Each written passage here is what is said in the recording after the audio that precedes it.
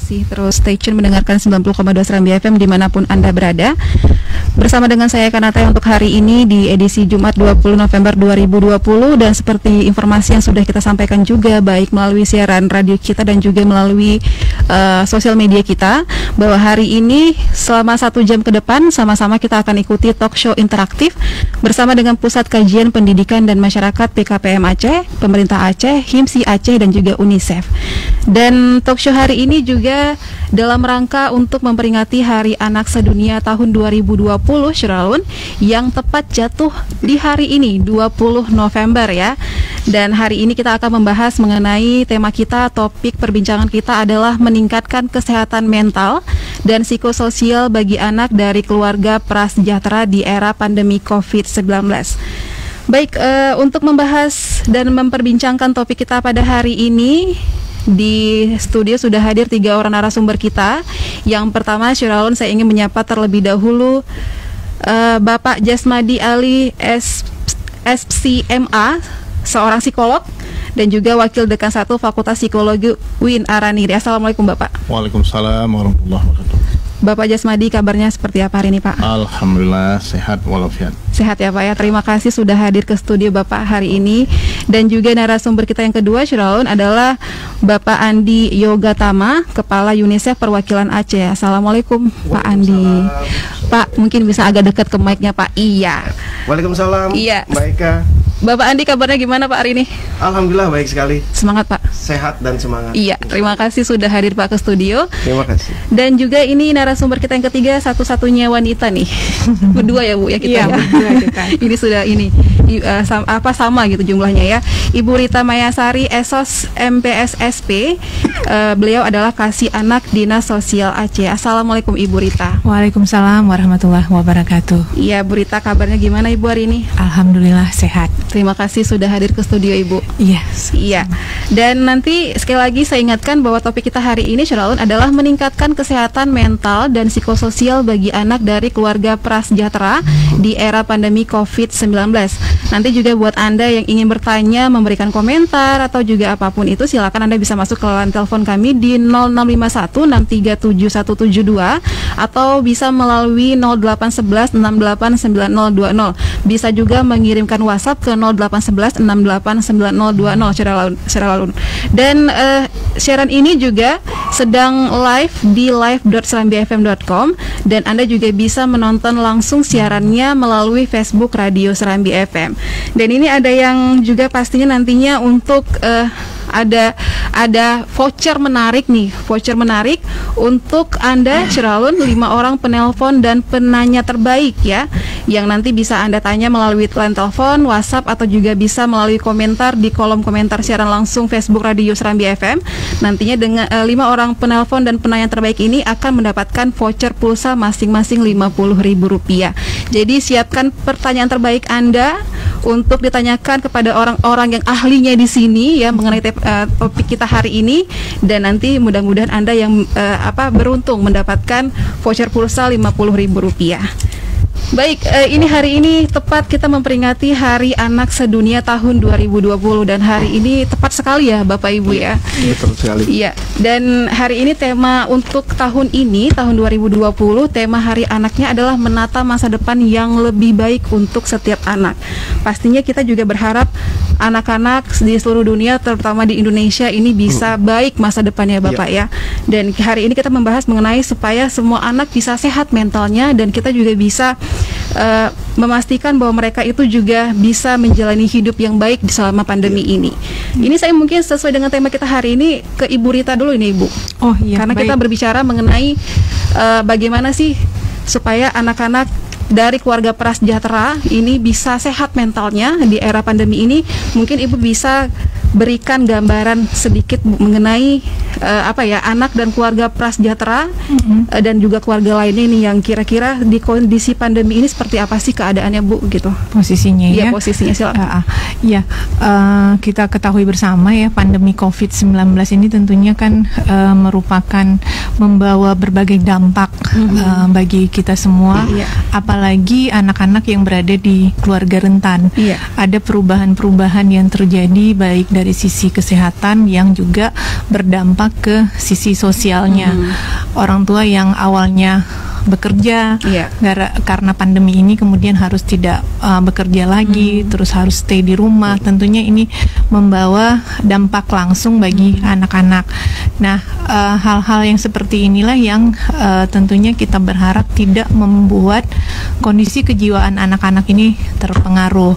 Dampak langsungnya yang pertama ya tentunya adanya terkait dengan kesehatan yang pasti, dan juga yang kedua adalah terkait dengan pengasuhan anaknya, karena orang tuanya mengalami beberapa masalah tadi, tentunya kualitas pengasuhan belum bisa kita pastikan menjadi baik posisinya. Jadi itu yang apalagi untuk keluarga yang prasejahtera, tentunya posisi penghasilannya itu untuk menghidupi keluarga tentunya sangat-sangat berdampak dengan pandemi COVID-19 ini.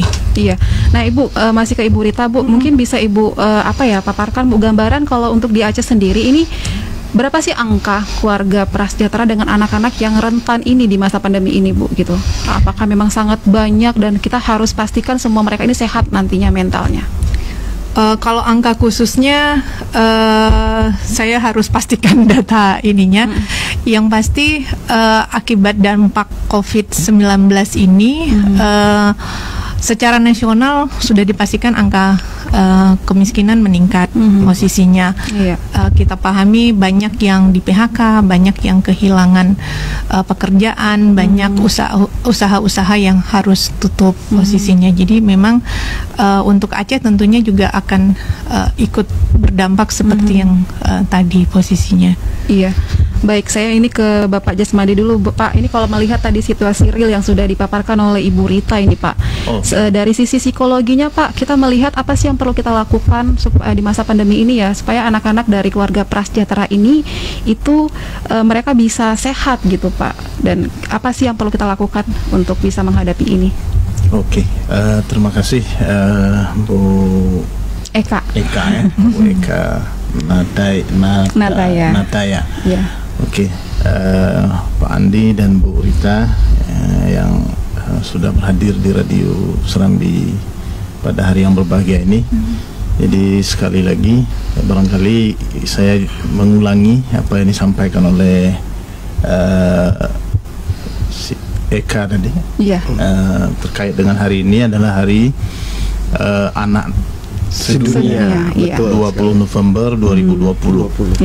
Jadi bukan hari anak Indonesia tapi hari anak dunia. Sedunia, Pak. Iya, betul. Jadi dengan adanya peringatan hari anak sedunia ini ini adalah momentum yang sangat penting gitu ya, untuk kita mencoba untuk merefleksikan diri apa yang sudah kita lakukan agar anak Indonesia khususnya Aceh gitu ya, dan dunia umumnya agar tetap sehat, terutama sehat dari sisi mental seperti tema kita pada hari yang berbahagia ini.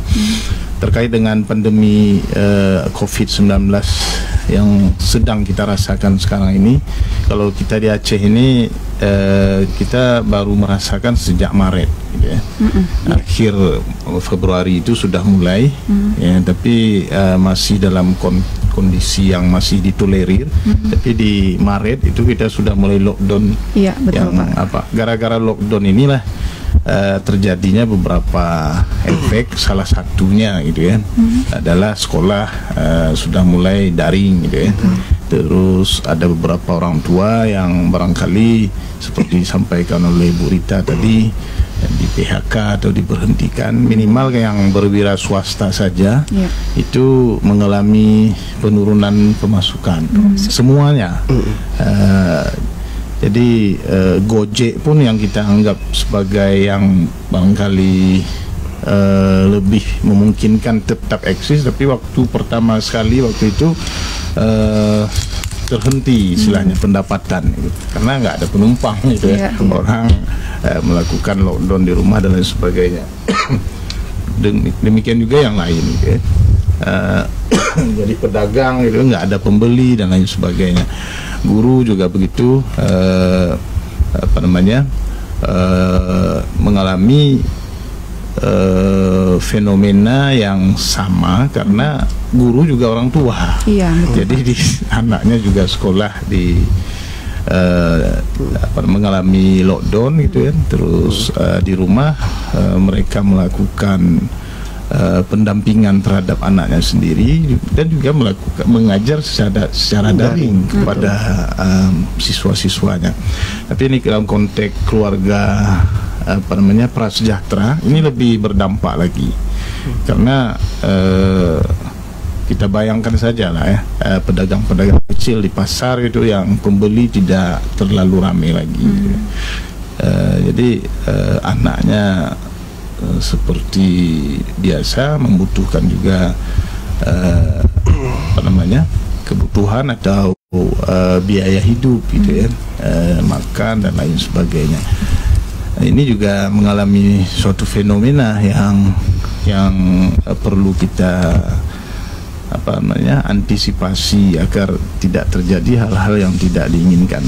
Karena orang tua yang lama sekali tidak bekerja, ini kan mengalami suatu fenomena psikologis, misalnya depresi, tertekan gitu kan, stres dan lain sebagainya.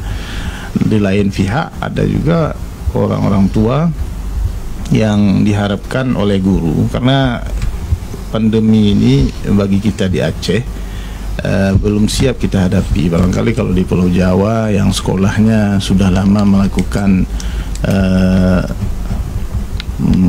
pola pembelajaran dengan e-learning gitu ya, dengan e-learning. Kalau kita di Aceh kan hanya sekolah-sekolah favorit saja, yang itu orang tua berada. Di Aceh dengan pandemi ini kaget gitu, dalam artian guru saja di beberapa daerah, jangankan di daerah-daerah yang jauh dari Banda Aceh, di pinggiran kota Banda Aceh saja, bahkan ada beberapa sekolah yang di kota Banda Aceh itu gurunya nggak siap dengan e-learning, dengan daring istilahnya, belajar daring. Dan itu pola belajaran cuma diberi tugas saja, tugaskan saja, dikirim dengan WA, dibuat grup WA terus dikirim. Diharapkan orang tua di rumah itu membimbing anaknya. Jadi banyak meme-meme kita lihat di grup WA, misalnya orang tua stres di rumah itu ya. Anak-anak juga baru sadar bahwa ibunya lebih kejam rupanya daripada gurunya. Jadi ini bukan meme belaka, dan ini terjadi bahwa ibu-ibu atau orang tua di rumah itu sangat-sangat tidak siap rupanya dalam mendampingi anak-anaknya belajar. Ini kalau kelamaan dengan tuntutan tugas yang setiap hari, yang setiap minggu itu diberikan juga oleh orang tua, oleh guru, ini kan berdampak kepada stres lah gitu kan. Orang tua stres, anak stres gitu. Itu satu sisi lain ini terkait dengan di awal-awal pandemi ya, ini yang belum ada waktu itu bantuan paket data, pulsa dan lain sebagainya, alias efek dari belajar daring ini pada sebagian orang tua yang tidak punya Android gitu ya. Iya, betul Pak. Ini juga mengalami masalah gitu ya, karena anaknya butuh belajar secara daring, ini butuh Android. Semurah-murah Android ini berapa itu ya kita, karena di Aceh jarang orang menjual Android second. Jadi modalnya ya 1 juta lah itu minimal, yang paling murah itu pun hampir nggak ada kayaknya, kecuali Android produk-produk tertentu. Jadi ini juga menjadi permasalahan pada anak-anak yang di prasejahtera dalam mengikuti pembelajaran daring ini. Di lain pihak membeli paketnya. Sekarang sudah ada paket yang diberikan oleh pemerintah. Ini juga punya dampak negatif lagi. Karena paket itu rata-rata puluhan giga di bantuannya. Jadi belajar dengan daring itu, kalau saya mencoba memakai paket yang saya beli sendiri waktu itu, dengan kita memakai Zoom saja, itu 1 bulan itu 20 giga nggak habis. Jadi itu sekarang pemerintah memberikan paket kalau tidak salah ya 30 giga ke atas gitu. Jadi akhirnya dampak baru adalah anak-anak memakai itu barangkali ya, tidak semuanya, ada beberapa yang tidak tetap tepat sasaran dalam memakai paket data ini, ya main game gitu kan, menonton dan lain sebagainya. Ini juga fenomena baru gitu kan. Tapi pada anak-anak yang di bawah prasejahtera ini, sekali lagi walaupun paket banyak gitu, karena Android barangkali satu dalam keluarga tidak efektif juga. Karena biasanya paket itu kan dihitung per siswa misalnya, sedangkan Android rumah cuma satu. Nah, jadi itu bagaimana pola mendapatkan paket itu. Sehingga satu orang 30 giga tapi Android dipakai sama-sama. Nah, jadi ini barangkali di Aceh kayaknya yang kita alami seperti itu. Selain dari faktor ketidaksiapan orang tua tadi ya, karena ekonomi dan juga karena faktor wawasan dalam membimbing anak gitu ya. Yang ketiga guru gitu ya, dalam mengelola pembelajaran online ini yang barangkali belum terlalu efektif dan tepat gitu. Yang ketiga faktor ekonomi tadi berefek pada ketidaksiapan orang tua atau anak mengikuti pembelajaran daring karena keterbatasan sarana belajar itu. Ya, sekarang ada fenomena baru, kemubaziran itu ya, paket data yang diberikan pemerintah karena faktor tadi media yang terbatas, pemakaian paket itu juga terbatas kan. Ini selain dari kesehatan fisik, kesehatan mental yang lain, jadi anak barangkali bisa ada peluang baru sekarang yang barangkali itu tidak tepatnya penggunaan paket tadi. Jadi pastinya ini berdampak ya Pak ya ke kesehatan jiwa si anaknya sendiri ya Pak ya, pasti ya, dengan kondisi seperti ini. Ya, kalau sekiranya tidak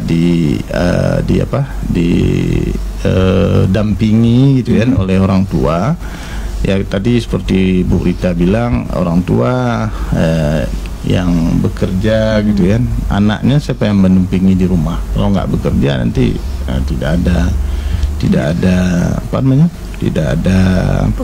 penghasilan gitu ya. Namun mereka ada di rumah pun tidak mampu mendampingi karena wawasan orang tua terhadap teknologi ini juga terbatas. Sehingga anak belajar, tapi di sela-sela itu juga ya menonton, main game dan lain sebagainya. Itu perlu dicoba dampingi gitu ya. Ya, baik, terima kasih Bapak. Ini ke Pak Andi, Pak, dari UNICEF sendiri melihat fenomena ini tadi sudah dipaparkan juga oleh Ibu Rita dan juga Bapak Jasmadi. Ini melihat fenomena ini Pak, seperti apa sih perlindungan terhadap anak di masa pandemi ini dan apa sih resikonya gitu yang dihadapi oleh UNICEF sendiri mungkin atau untuk dihadapi oleh semua orang? Baik, terima kasih Mbak Eka. Seperti tadi disampaikan oleh Bu Rita dan juga Pak Jasmadi, memang pandemi COVID-19 ini memberikan dampak bukan hanya ke anak tapi ke semua orang, bukan hanya 1-2 orang atau bukan kelompok saja, bukan hanya dirasakan atau oleh kelompok prasejahtera tapi mungkin yang keluarga mampu pun juga merasakan. Tentunya dengan adanya kalau kita bicara terkait dengan keluarga prasejahtera, tentunya mereka sudah tidak mampu ya. Sekarang dengan adanya COVID akan semakin tambah miskin lagi. Sedangkan orang yang mampu pun, yang masih orang-orang tua yang masih bekerja, tentunya dengan adanya keterbatasan gerak, dengan adanya distancing, dengan lockdown, semuanya bekerja dari rumah. Anak sekolah dari rumah, orang tua bekerja dari rumah. Jadi semua kegiatan dilakukan di rumah. Sedangkan kalau kita bicara nature atau normalnya, anak-anak itu kan bermain, bertemu dengan teman-temannya, berkumpul dengan teman-temannya. Ini juga tentunya akan berdampak terhadap anak itu sendiri. ruang gerak di rumah kan terbatas, sedangkan semuanya berada di rumah. Biasanya mungkin ketemu orang tua pagi, mereka berangkat sekolah, orang tua kerja, nanti sore baru ketemu kembali orang tuanya, berdiskusi dengan orang tua dan juga berdialog, makan malam bersama. Tapi kan kalau dalam masa pandemi COVID-19 ini kan semuanya berada di rumah seharian. Tentunya dengan keterbatasan ruang gerak ini akan berpengaruh juga terhadap kesehatan mental juga.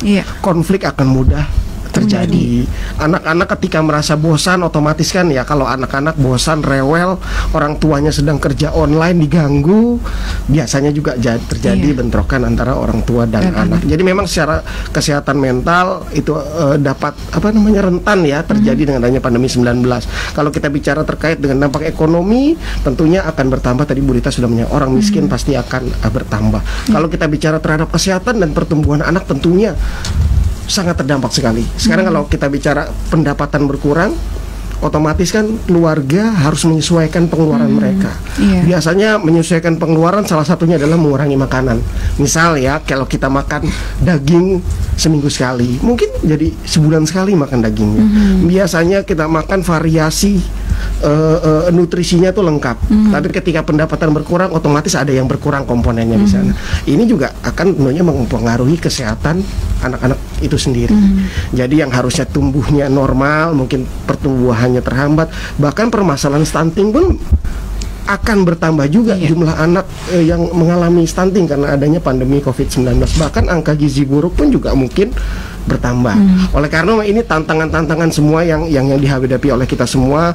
Kalau dari sisi UNICEF, kami memang tugasnya itu adalah kan membantu pemerintah dalam memastikan pemenuhan dan perlindungan hak anak. Ini di semua sektor. Termasuk kesehatan, kita bicara bukan hanya kesehatan badan, tapi juga jasmani, tapi juga kesehatan mental. Kalau kita bicara sektor pendidikan, tentunya kita pembelajaran dari rumah tuh hambatannya banyak sekali.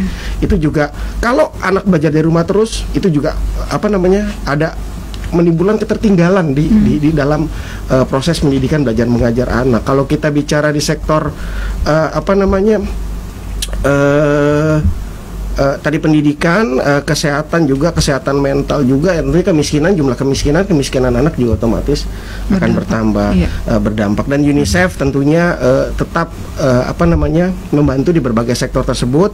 Yang sekarang kalau terkait dengan COVID-19, memang kami sejak awal sudah membantu pemerintah pusat juga dan daerah terkait dengan untuk resiko, komunikasi resiko dan juga pelibatan masyarakat. Karena memang kalau kita bicara COVID-19, kalau yang paling utama itu pencegahan sebetulnya. Karena kalau untuk masalah pengobatan, berapapun jumlah uang yang dikeluarkan oleh pemerintah tidak akan pernah cukup. Karena rumah sakit, biaya dan itu akan terus bertambah. Jadi yang paling utama adalah pencegahan. Dan itu juga tidak bisa hanya dikerjakan oleh pemerintah saja. Makanya di situ kita perlu melakukan komunikasi baik yang kepada masyarakat supaya masyarakat paham. Oh, COVID itu bahayanya seperti ini. Cara mencegahnya seperti ini supaya kita tidak terkena maupun membantu transmisi atau penyebaran penyakitnya. Kemudian bagaimana caranya? Tadi saya bilang tidak cukup pemerintah yang bergerak. Jadi harus melibatkan masyarakat. Jadi masyarakat non pemerintah sekarang juga harus terutama bekerja sama untuk menghindari atau memutus rantai penularan COVID-19 sehingga pandeminya juga bisa selesai. Jadi sampai saat ini kan vaksinnya belum ada. Jadi kalau vaksinnya belum ada, ya otomatis pencegahan yang terbaik ya hanya 3M saja. Nah ini juga sekaligus mungkin karena UNICEF itu kesehatan, kami juga mendorong pentingnya cakupan imunisasi. Di Aceh ini cakupan imunisasi dasar ini terendah satu Indonesia, paling rendah. Jadi anak-anak di Aceh itu rentan sekali terkena penyakit yang sebetulnya mudah dicegah oleh imunisasi dengan adanya ikut mengikuti imunisasi. Jadi sebagai contoh, dunia tanpa imunisasi atau tanpa vaksin seperti ini, kita takut keluar rumah, kita takut keluar rumah, kegiatan juga terbatas, terus juga otomatis ya tadi terdampak ekonomi, sosial itu terdampak semuanya. Inilah dunia tanpa vaksin, tanpa imunisasi. Sebab kalau kita bayangkan ya, ini sebetulnya harusnya menjadi contoh atau menjadi suatu hal yang bisa menjadi pelajaran bagi orang atau kelompok yang tidak percaya dengan vaksin. Nah, inilah dunia tanpa vaksin atau tanpa imunisasi. Jadi ya salah satunya mudah-mudahan nanti setelah vaksinnya ditemukan di Aceh pun bisa apa namanya, tidak terjadi hambatan-hambatan supaya anak bisa diimunisasi semua. Iya. Itu aja dari. Iya, baik, terima kasih Pak Andi. Jadi ini memang untuk bisa memastikan semua anak-anak ini sehat mentalnya, jiwanya, dan mereka mendapatkan perlindungan dari segala aspek, ini tanggung jawab bersama ya Pak, Iya, pastinya betul sekali, ya. tanggung jawab bersama. Jadi tidak hanya pemerintah tapi semuanya juga harus disadarkan mengenai pentingnya melindungi anak-anak kita ini. Iya. Saya lupa sebutkan satu sebelum baik. Iya, apa nih, Salah Pak Andi? satu akibat COVID atau pandemi COVID-19 ini adalah akses untuk mendapatkan layanan-layanan ibu dan anak juga tentunya akan layanan dasar akan terdampak. Susah, masyarakat nggak berani datang. Iya, betul. Yang penyedia jasa layanan juga harus menyiapkan segala hal protokolnya. Ini juga akan menghambat masyarakat. Iya. Jadi masyarakat juga takut, aduh ke rumah sakit nggak ya? Padahal sebetulnya diperlukan datang. Nah itu salah satu dampak yang sebetulnya harus kita atasi secara bersama. Iya, baik. Baik, terima kasih Pak Andi. Ibu Rita dan juga Bapak Jasmadi, kita akan jeda sejenak ya. Dan pastikan buat Anda Syirawan yang ingin bertanya nanti di sesi selanjutnya, silakan bisa masuk ke line telepon kami di 0651637172. Kita masih membahas mengenai meningkatkan kesehatan mental dan psikososial bagi anak dari keluarga prasejahtera di era pandemi COVID-19.